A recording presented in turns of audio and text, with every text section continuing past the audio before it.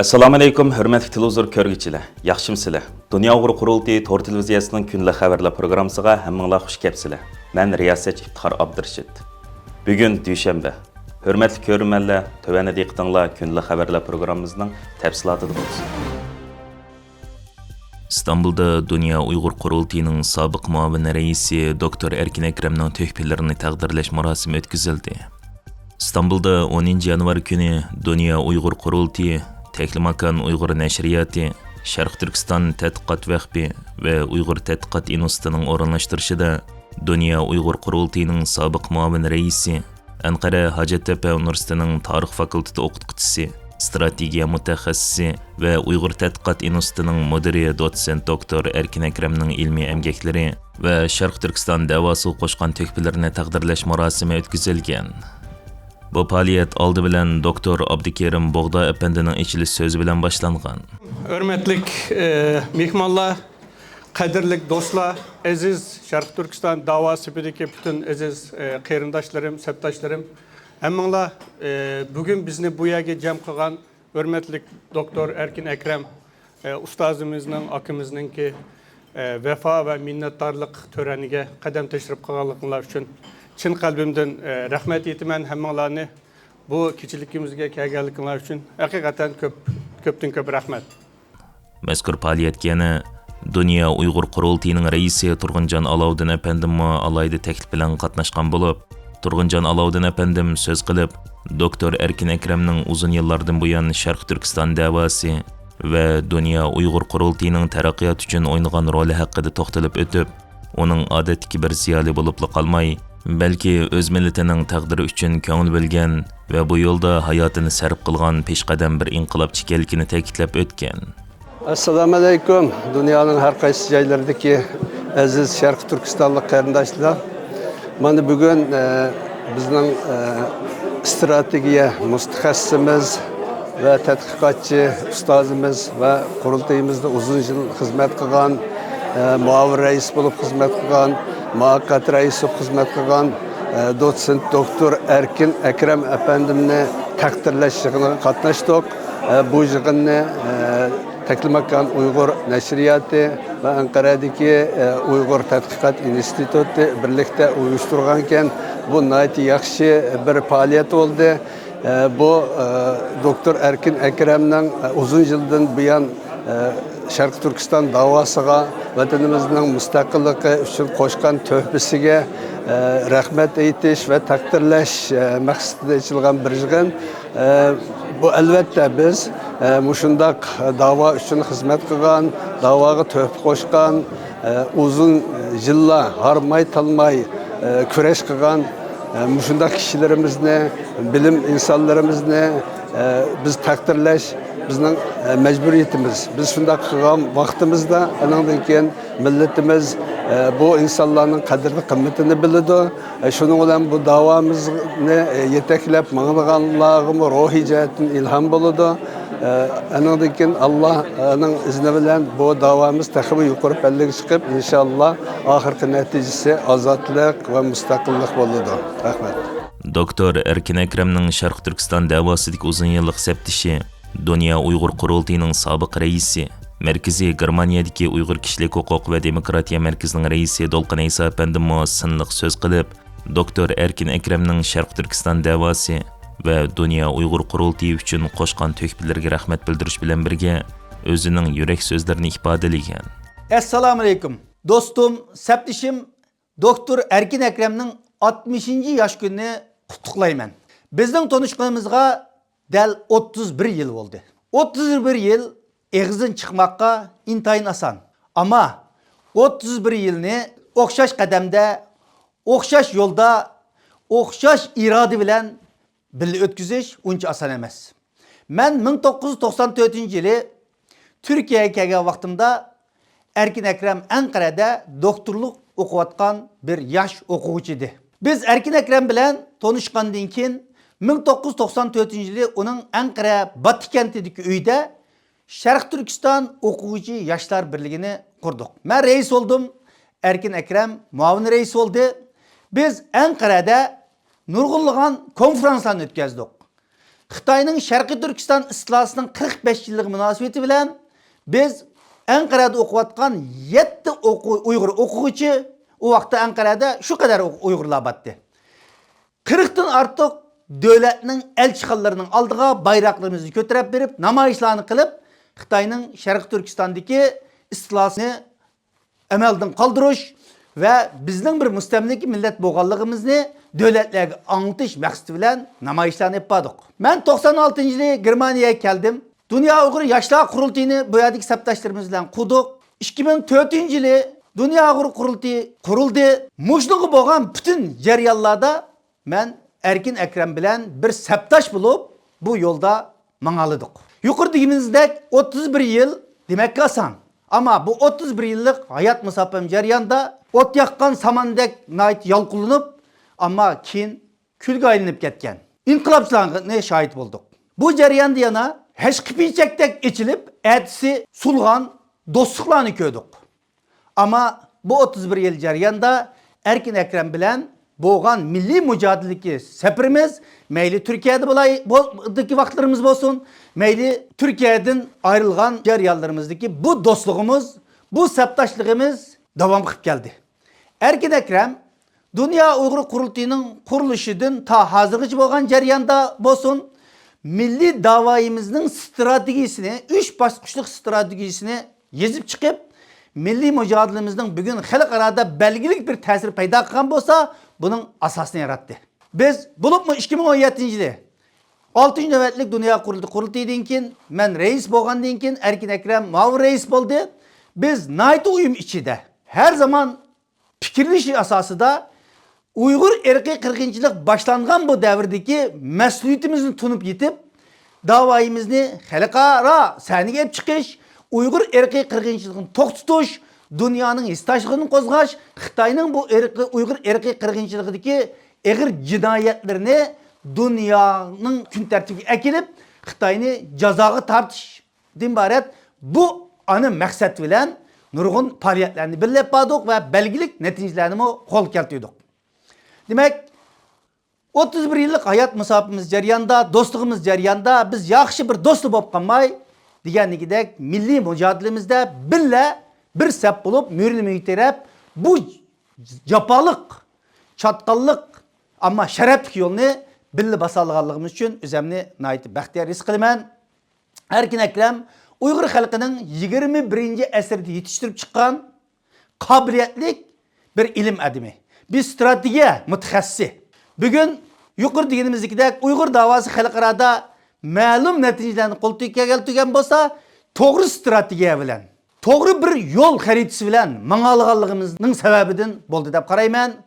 Shuning men bu do'stimizning 60 yaş gününü münasebeti bilan bu sorunga to'plangan bütün saptaşlarni qizini tabriklayman. Asli bundaq bir kunda, bundaq saptishimizning bu xotirlik kunida birga bo'lishni ko'p arzu qilgan bo'lardim, ama hammanglarga ma'lum bo'lgan sabablar bilan Türkiye'ye baramağanlığım için bu video arkalık salımımını yetkizişini uygun gördüm. Dostum, septişim Doktor Erkin Ekrem sana salamet dileymen, işlerine muvaffakiyet dileymen, ailenge baxt dileymen ve seni söyleyen, seni hürmet kılan, nurgulgan yaşlarının, nurgulgan dostlarının bağlığını unutmasını arzu kılımen.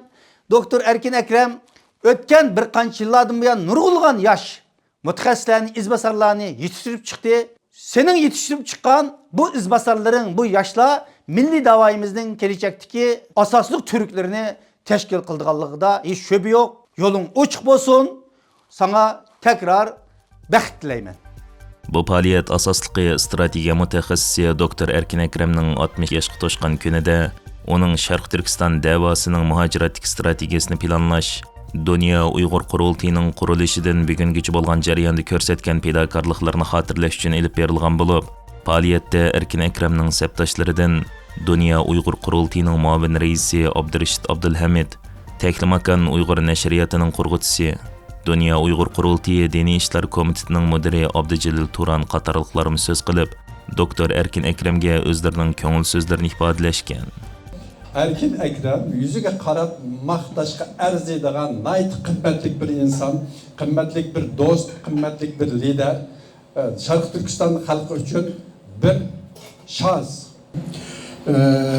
Bugün biz uzun yıllık dostumuz Erkin Ekrem'ninki tug'ilgan kunisi munosabati emas, addiy bo'lsa bu buni taqdirlab rahmatimizni bildirib qilaylik degan bilan maqsadi bu programni o'tkazyapmiz.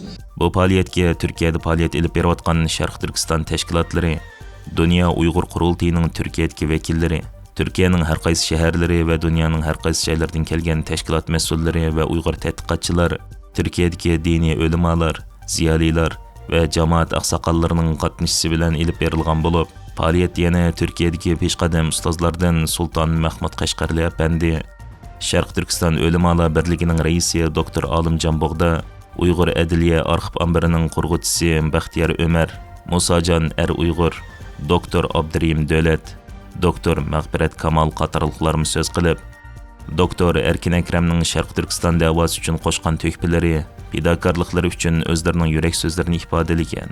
Erkin Ekrem Efendi, Nuraniye Hanım Efendi, bu zaman hazır şu davanınki içinde yaş vaktinin başlayıp hareket kılıp nurgun hizmetlerini kıldı, nurgun ölçmez sohbetlerini vatan için kıldı. Bunun için bulan elbette takdirleş, elbette bulanın hizmetlerini tırgıleş ve bu hafta bunun bir vapa burcu olarak bunun hizmetini hemimiz bir tırgıleş mühimdi.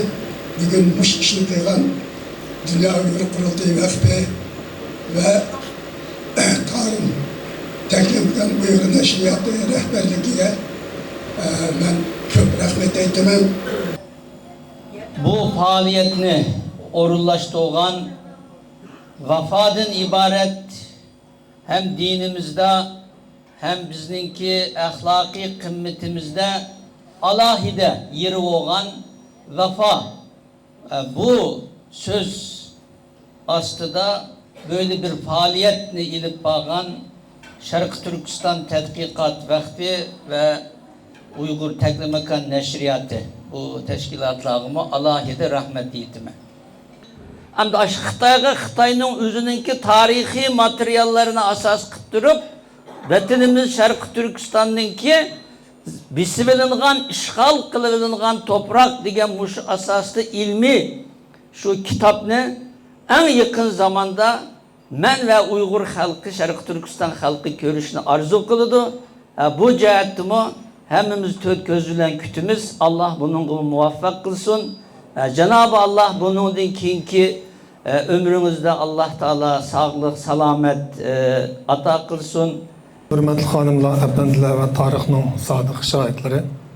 Bugün hürmetli Ustaz Erkin Ekrem Efendining tökbisini hatırlash bilan birga bir kitapning yo'riq ko'rganligini ve bir millatning zulm sukutini yerib chiqqan g'ayratini ve haqiqatning g'alabasini tabriklash uchun bu yerga jam bo'ldik. Bugün bunda bir qutlug kechida bu yerda bo'lganligimiz uchun aytib o'zimni faxrlik his qilaman. Men deydigan nurg'un gapni boshda jiqadam dev oldi. Men jiq vaqtni olmay. Ahirda Erkin muallimning tiniga sog'lik tilayman. Emgekleriga texmo natija tilayman. Rahmat muallim. Doktor Erkin Ekrem'ninki tecrübesinden faydalanganligimiz biz için bir şeref. Ben Doktor Erkin Ekrem Efendim'e uzun ömür dileyme, dünya ve ahirette aziz kılsın Cenab-ı Allah. Köp rahmet. Ve bu münasebet bilen ularni tabrikleymen. Yeni bir cihetten her bir muvaffakiyet kazanan erning yanında bir ayal buludu. Elbette Nuraniye Hanım'ı çukum Erkin Efendim'ninki, Erkin Malim'ninki muvaffakiyetinden ait muhim rol oynadı deb o'ylayman. Faaliyet ahırida Dr. Erkin Ekrem'ge Abdujalil Turan ve Abdukerim Bog'da tarafidan ton keytirilgan. Dr. Erkin Ekrem Uyghur muhaciratining o'ziga ko'rsatgan hurmati ve bu faaliyet o'rinlashtiruvchilarga rahmatini bildirib, o'zining yurak so'zlari ve arzu armonlarini o'tirib qo'yib o'tgan. Dünya Uyghur Qurultayı ve Uyghur Tədqiqat Enstitüsü şundaqla halkımın manga kösetken bu hürmetlik bir mirasını bekle beni memnun kıldı, bekle beni hoşal kıldı, korsak buldum. Hayatımda birinci qitim ton kiyişim. Hayatımda birinci qitim şu qilgan xizmetimninki qarşılığını şundaq bir mirasim bilan o'tkazib berganligini shunga ham xalqimga hamda mansub bo'lgan tashkilotlarimga ko'pdan ko'p rahmat aytaman. Alloh rozi bo'lsin. Amerika Venezuela diktatori Nicolas Maduroni tutqun qilib, Amerikaga ilib ketgandan keyin Latin Amerikadagi Xitoyning tayanch bazasi bo'lgan Venezuelada Xitoyga qarshi bir yurish cheklash tadbirlarini yo'lga qo'ygan. Mushu ayning 10-kuni Amerika tashqi ishlar ministri Marco Rubio Venezuelaning vaqtli prezidentiga ultimatum topshirib, yangi hukumatdan Xitoy, Rossiya, Kuba va Irandan kelgan barliq rasmiy maslahatchilar, harbiy xodimlar va josuslarni qo'g'lab chiqarish, bu 4 davlatdan faqat bir qism diplomatlarningla qilishiga yo'l qo'yish qatorliqlarini talab qilgan.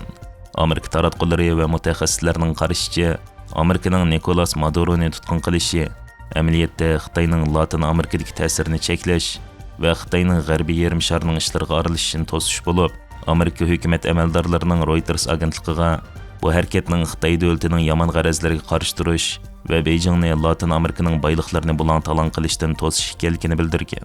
Amerikaning Venezuela prezidenti Maduroni qo'lga olish harakatining orqasidagi eng xalqliq sabablar bo'lsa, Amerika bilan Xitoy orasidagi raqobat, Xitoyning atrofidagi siyosiy, iqtisodiy qo'llag'uvchilarni ojizlatish bo'lib, Venezuela Xitoyning Amerika orqoylisidagi sheriki deb qaralib kelgan. Boshqa sabablar bo'lsa, zaharlik chekimlikning Amerikaga qonunsiz kirgizilishini to'xtatish va qonunsiz ko'chmanlar masalasi, Venezuela neftining Xitoy davlatining muhim strategik boyligiga aylanishi va Maduro hukumatining Amerika dollaridan voz kechishi ekan. Xalqaro neft savdo sistemasi uzun yillardan buyon Amerika dollari orqali ilib berilayotgan bo'lib, ammo Xitoy, Rossiya, Iran qatorliq davlatlar dollardan ayrilgan yangi pul sistemasi qurishni umid qilib kelgan va bu Amerika tarafidan eng chong tahdid deb qaralgan. Venezuela yillardan buyon Xitoydan qarz olib, bu qarzni neft bilan qaytarib kelgan. Lekin bu savdoda dollar yeriga Xitoy puli ishlatilgan. Dünya Uyg'ur qurultiyining taftishi Gollandiyadagi qahramon lager shoidi Qalbinur Sidiqning guvohligi asosida ishlangan Amsterdam xalqaro hujjatli film festivalida mukofotga erishgan Mashinaning ko'zi nomli film oldingi yili Amsterdamda 10 kun qo'yilib, Gollandiya xalqining qizg'in olqishiga erishgan edi. Bu yil yana mart oyida Jenevada o'tkaziladigan Jeneva film festivali mukofoti, Chexiyada o'tkaziladigan Prag film festivali mukofotiga tanlangan bo'lib, mazkur film 2026-yili Jeneva va Pragada 10 kun qo'yiladi ekan. Bu haqda stansimizning ziyoratini qabul qilgan Qalbinur Sidiq xonim bu haqdagi tafsilotlarni ko'rurmanlar bilan o'rtoqlashib, munolarni bildirdi. Bu Amsterdam festival mukofotiga tanlanib, 10 kun da Amsterdam markazidagi kinoxonalarda qo'yildi. Ham bu jarayonda Muş Amsterdamdaki şu neresi deydigan, Hed Parol, andın Xroni Amsterdamer deydigan muşlaq 3 dağlıq mətbuatlardan elan qılındı. Endi bu 2026-yılı, yani bu yılı Şveysariyanınki mərkəzi olan Jenevada elib berilgan Jeneva Festival film mukofotiga tanlanıb 3-cü ayda u yerdə qoyulmaqçı. Hem şunu bilan birgə yana Çexiyaning poytaxti bo'lgan Pragada Prag film festival mukofotiga tanlanib, ya'ni 3-oyda bu Pragada qo'yilmoqchi.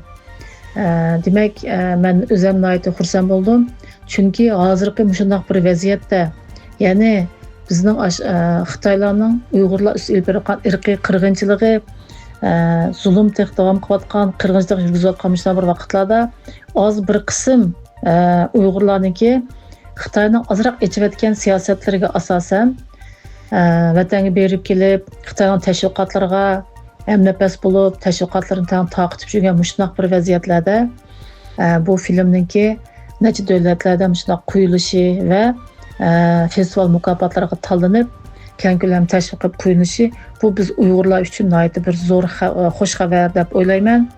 Bizning Uyg'urlarimizga shu vatanimizda kamp lagerlarda qirilayotgan, çaresiz qavatqan şu xalqimizga xayrlik bo'lg'isi deb tilayman. Hürmetli görürmenler, yuqorida diqqətinizə günlük xəbərlər proqramımızın təfsilatını sunduq. keyin qitimliq sonimizgacha ko'rishgacha omon bo'lgaysizlar. Stansimizning YouTube kanaliga a'zo bo'lishni unutmang. Xayr xo'sh.